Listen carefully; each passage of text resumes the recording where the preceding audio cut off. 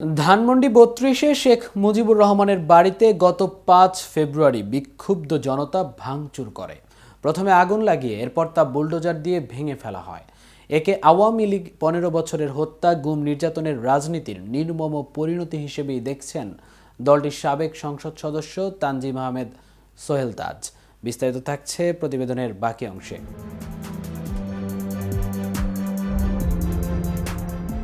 সাবেক স্বরাষ্ট্র প্রতিমন্ত্রী সোহেল তাজ সম্প্রতি এক ফেসবুক পোস্টে বিষয়টি নিয়ে জানান, হত্যা, গুম, নির্যাতন, দুর্নীতি, ভোটাধিকার হরণসহ বিগত ১৫ বছরের রাজনৈতিক পরিস্থিতিতে আওয়ামী লীগের ভূমিকা নিয়ে কঠোর সমালোচনা করেছেন তিনি। তার অভিমত, আওয়ামী লীগ জনরোষে পড়ার পরও শোধরায়নি। তারই পরিণতি ধানমন্ডি ৩২-এ ভাঙচুর।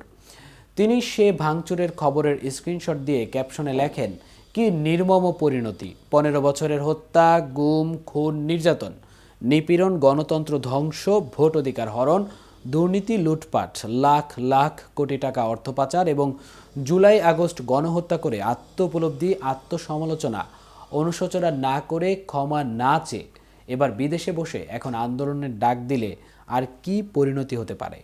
পোস্টটি কাদের উদ্দেশ্যে করেছেন তা জানিয়ে তিনি লেখেন, গণহত্যা, গুম, খুন, নির্যাতন, নিপীড়নকারী, দুর্নীতিবাজ, গণতন্ত্র হত্যাকারী, চোর মাফিয়ারদের সমর্থনকারী, ব্রেন ওয়াশড নব্য কাউয়া বডি লীগের চামচাদের দৃষ্টি আকর্ষণ করছি।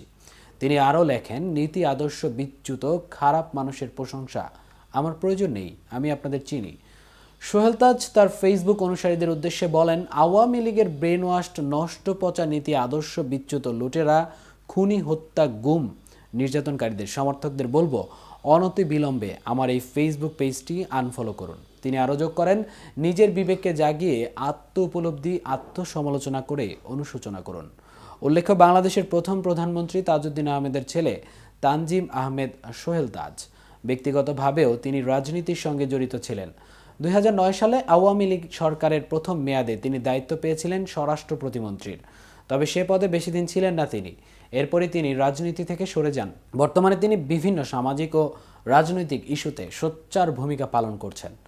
এদিকে ধানমন্ডি ৩২ নম্বরের বাড়ি গুঁড়িয়ে দেওয়ার ঘটনায় ক্ষোভ প্রকাশ, নিন্দা ও প্রতিবাদ জানিয়েছেন দেশের বিশিষ্ট ২৬ নাগরিক। এক বিবৃতিতে তারা বলেন, আইন শৃঙ্খলা রক্ষাকারী বাহিনীর সম্পূর্ণ জ্ঞাতসারে নির্মমতার সঙ্গে বাড়িটির ধ্বংস করা হয়েছে। সরকারের পক্ষ থেকে ঘটনা পরবর্তী একটি বিবৃতি দিয়ে এ দায় এড়ানোর সুযোগ নেই।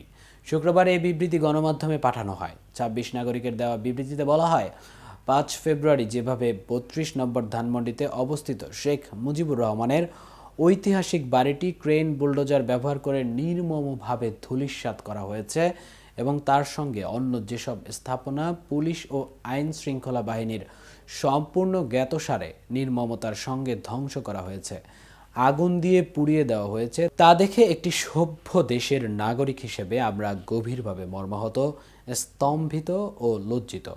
এ ঘটনার আমরা বিচার চাই। এতক্ষণ সাথে ছিলাম আমি মামুনুর রহমান। কেটিভি নিউজ 24 এর সাথে থাকার জন্য ধন্যবাদ।